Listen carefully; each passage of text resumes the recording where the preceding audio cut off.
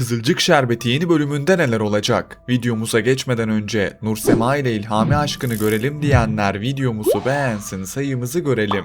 Ayrıca Kızılcık Şerbeti'nden en güncel gelişmeleri kaçırmamak için kanalımıza abone olup bildirimleri açın. Son derece heyecanlı bir bölüm izledik. Emir'in Çimen'e evlilik teklifi, Ömer ve Bade'nin evliliği, Fatih ve Başak'ın yakınlaşmaları ve İlhami'nin Nursema'yı şaşırtan geri dönüşü derken yeni bölüm için merak resmen tavan yaptı. O yüzden şimdi gelin başlıkları tek tek konuşalım. İlk olarak Emir ve Çimen'le videomuza başlayalım.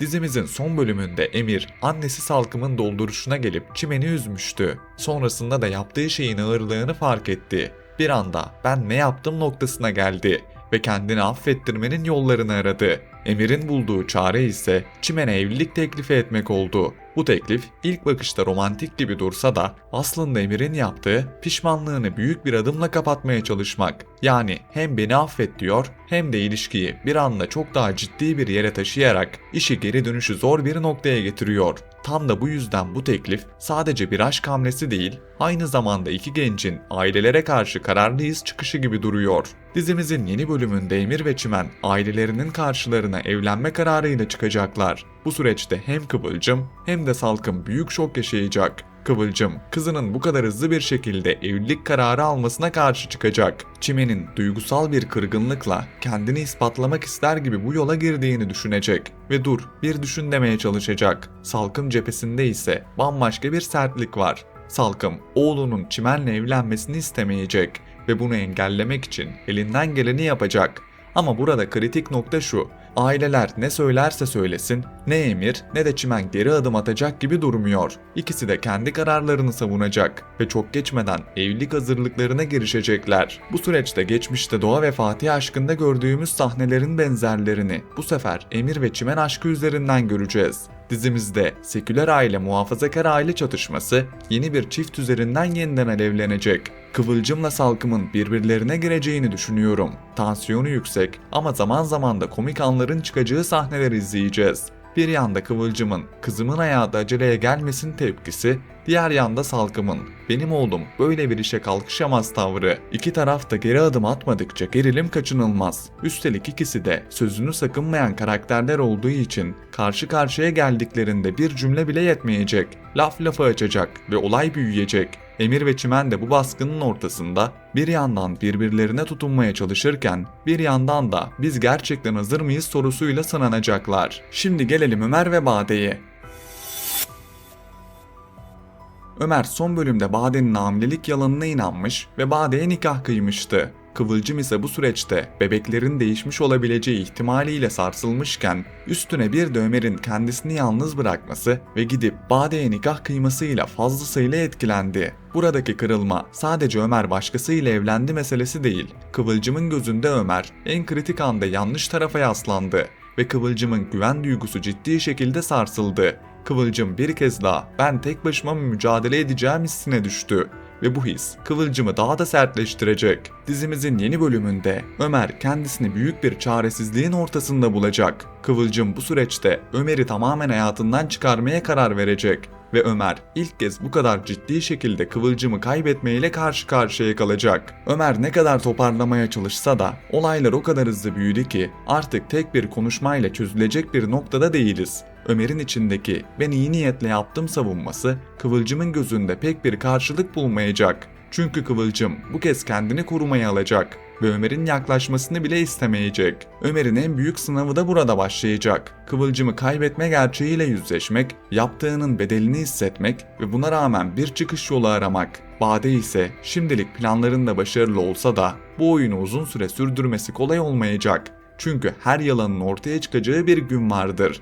Çok geçmeden Bade'nin yalanları ortaya çıkacak ve Ömer'i kaybedecek. Ancak Bade kaybettiğini kabullenen bir karakter değil. Üstelik psikolojisinin iyi olmadığını da hesaba kattığımızda Bade'nin gelecek bölümlerde çok daha tehlikeli planlarıyla karşımıza çıkacağını düşünüyorum. Yani yalan ortaya çıktı, konu kapandı diyeceğimiz yerde Bade daha da agresifleşebilir. Bu da hem Ömer'i hem de Kıvılcım'ı doğrudan tehlikeye atacak yeni hamlelerin kapısını aralayabilir. Bade'nin gözü döndükçe iş sadece duygusal bir kriz olmaktan çıkıp daha sert bir hesaplaşmaya dönüşebilir. Ömer ve Kıvılcım'ın arasındaki bağ her ne kadar zedelense de ben bu ikilinin yine bir araya geleceğini düşünüyorum. Çünkü aralarındaki bağ basit bir kırgınlıkla kopacak bir şey değil. Evet, Ömer büyük bir hata yaptı. Kıvılcım çok kırıldı. Ama bu dizide ilişkiler düz bir çizgide ilerlemiyor. Biz daha önce defalarca gördük. En dipten bile dönüş olabiliyor. Bu yüzden ben aşklarıyla her zorluğu yeneceklerini, bir noktada Ömer'in hatasını daha net görüp bedelini ödeyeceğini ve Kıvılcım'ın da zamanla kalbinin yumuşayacağını düşünüyorum. Tabi bu birleşme hemen olmayacak. Önce Ömer'in gerçekten yalnız kalmayı tatması, Kıvılcım'ın ise kendi duruşunu sağlamlaştırması gerekecek. Sonrasında ikisi de aynı yere baktığında bu bağ yeniden kendini gösterecek. Peki Fatih ve Başak arasında bizi neler bekliyor? Fatih ve Başak son bölümde romantik anlar yaşamıştı. Ancak sonrasında yine ikilinin zıtlaşmalarını gördük. Zaten bu ikilinin dinamiği de tam da bu. Bir adım yakınlaşıyorlar, bir adım sonra birbirlerinin sinir uçlarına dokunuyorlar. Yeni bölümde de Başak ve Fatih arasında zıtlaşma dolu sahneler göreceğimizi, fakat bu sahnelerin arasında çeşitli yakınlaşmalarında yaşanacağını düşünüyorum. Yani hem tartışma var, hem de tartışmanın hemen ardından gelen o birbirini anlama hali. Bu gelgit ilişkiyi canlı tutuyor ve seyir keyfini de arttırıyor. Özellikle Fatih'in bazen sert, bazen yumuşak halleriyle Başak'ın net tavrı çarpıştıkça aralarındaki çekim daha görünür olacak. Bir evlilik oyunu olarak başlayan bu ilişki çok geçmeden gerçek bir aşka dönüşecek. Fatih ile Başak'ın arasında romantik anlar göreceğiz. Ama bu romantizmin arkasında sürekli bir güç mücadelesi de olacak. Çünkü ikisi de kolay kolay teslim olan karakterler değil.